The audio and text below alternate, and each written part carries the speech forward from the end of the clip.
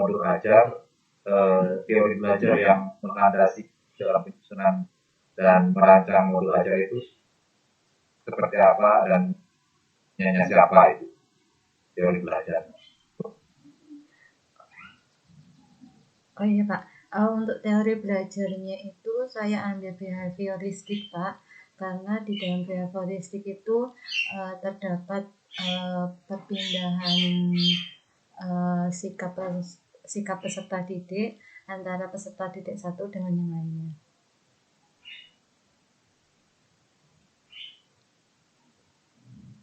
Ya. Ya. Oke. Kemudian terkait dengan perumusan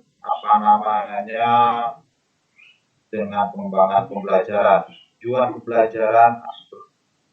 pembelajaran yang ada pendekatan teknologikal, pedagogikal, and context knowledge atau TPACK kepada problem based learning atau PBL dan PJBL.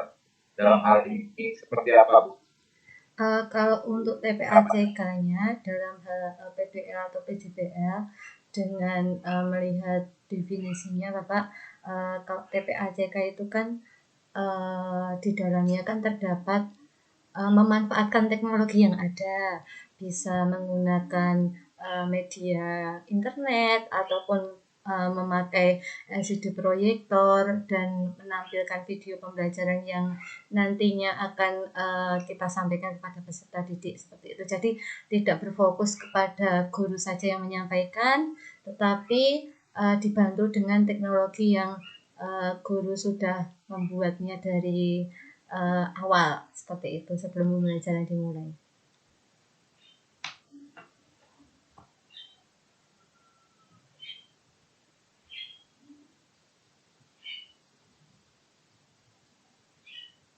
Mohon maaf Bapak, tidak ada suara, masih Pak Reza. Kemudian terkait dengan modul ajar lagi, seperti apa tujuan materi ajar hingga metode, media dan LKPD, instrumen assessment yang mengembangkan critical thinking, creative thinking, reflective thinking, dan decision making. Bagaimana Bu?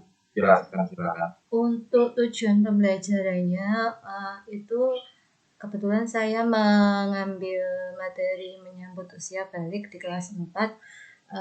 Tujuannya yaitu untuk mengenalkan peserta didik setelah pembelajaran.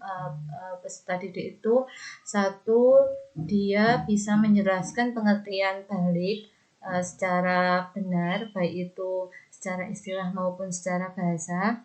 Yang kedua, setelah pembelajaran peserta didik itu mampu untuk menganalisis tanda-tanda ilmu balik menurut ilmu fikih itu seperti apa, lalu tanda-tanda balik menurut ilmu biologi itu seperti apa, dan mampu untuk mengidentifikasikan tanda-tanda balik menurut ilmu biologi secara baik itu laki-laki ataupun perempuan seperti itu Pak. Jadi critical thinking-nya anak-anak itu bermain di situ. Dan untuk LKPD-nya saya mengambil berhubung itu project based learning Bapak, jadi saya bentuk kelompok, ada 4 kelompok, di masing-masing kelompok itu saya berikan LKPD sesuai dengan materi yang saya buat, materi untuk usia balik. Jadi nanti peserta didik bisa mengisi LKPD yang saya buat, lalu nanti kalau misalkan sudah selesai,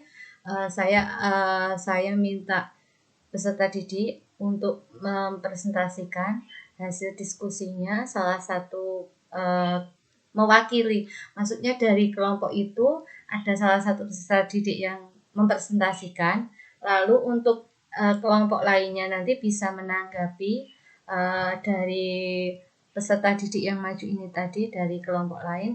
Lalu nanti kalau misalkan yang maju ini itu kurang jawabannya atau bagaimana, nanti bisa ditambahkan dengan jawaban temannya dari kelompok yang sama, seperti itu Pak. Oke, berikutnya terkait dengan materi ajar esensial, artinya pendalaman. materi esensial dan advanced material secara bermakna yang isinya konten, filosofi, prosedur, hingga pada hikmah. Materi ajar yang tergambar itu seperti apa hingga pada materi ajar yang bermuatan HOTS seperti apa? Yang mau silakan.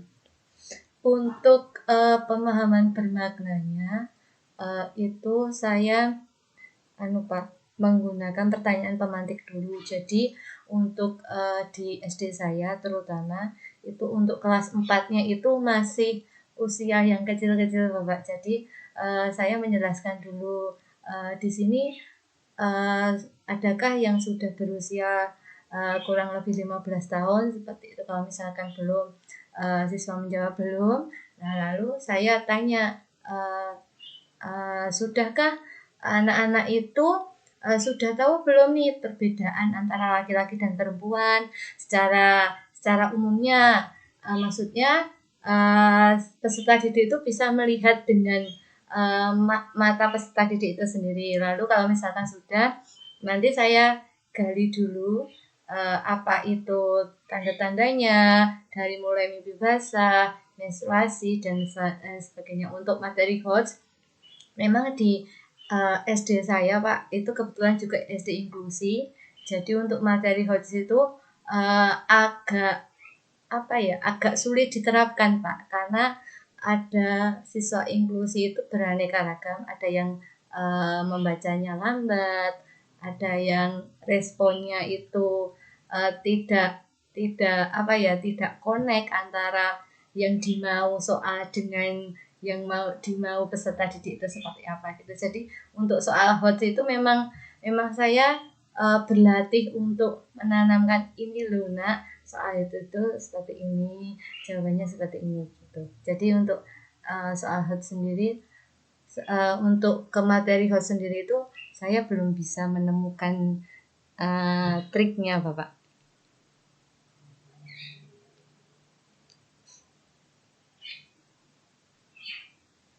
Terkait dengan penilaian atau assessment, ada yang namanya assessment awal, kemudian ada assessment formatif, hingga pada lebih pada teknik dari assessment.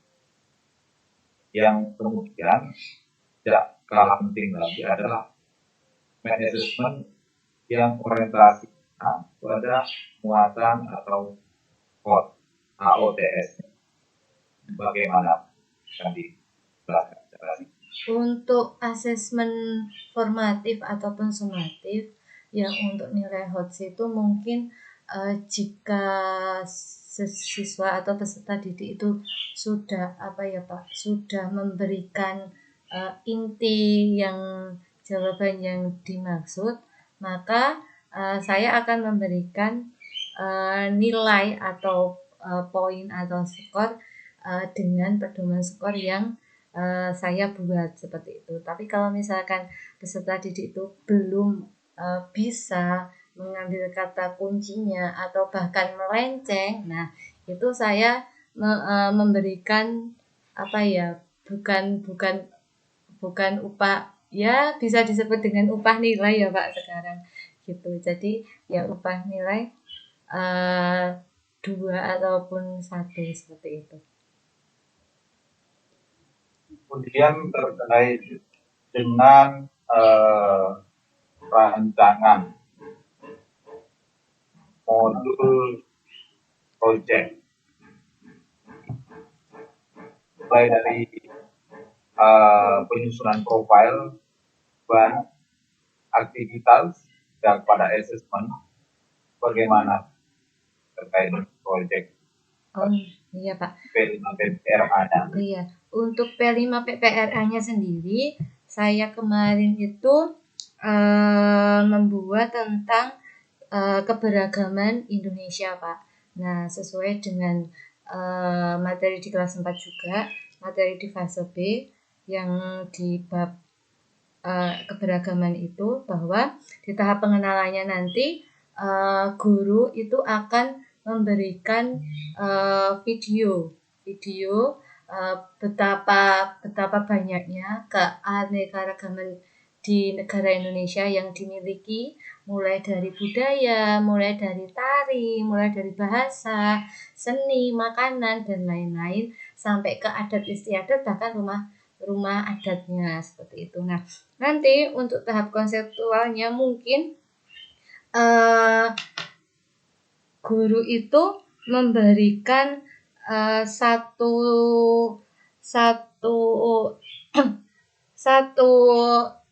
kasus seperti itu, memberikan satu kasus di mana diselesaikan secara berkelompok. Satu kasus ini bisa jadi ada salah satu orang yang hidup di kampung yang beraneka ragam, mulai dari agama, budaya, dan lain-lain seperti itu, Bapak. Nah, untuk yang di tahap aksi, nah ini bagaimana mereka itu membuat aksi dari itu sendiri seperti apa. Terus tahap refleksinya nanti anak-anak bisa merefleksikan, oh ternyata kalau misalkan kita hidup di beragam budaya, beragam adat, beragam agama itu kita harus saling toleransi, harus saling menghargai dan menghormati seperti itu. Tidak boleh ada saling mengejek ataupun permusuhan ataupun bullying seperti itu. Dan untuk tahap tindak lanjutnya mungkin peserta didik bisa membuat proposal dengan cara yang sudah saya include-kan di dalam LMS.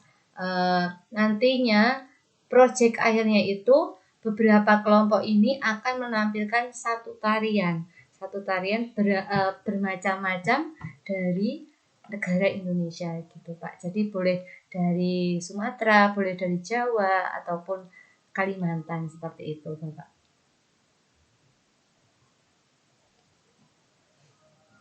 Terkait dengan penyusunan proposal PTK. Iya. Seperti apa sih dari latar belakang masalahnya atau pendahuluannya itu? Kemudian ada kajian teori dengan menggunakan teorinya siapa. Terus penelitian terdahulu dengan siapa punyanya, hasil penelitian siapa atau jurnalnya siapa. Hingga kepada metode penelitian dan instrumen penelitian yang dengan menggunakan teori.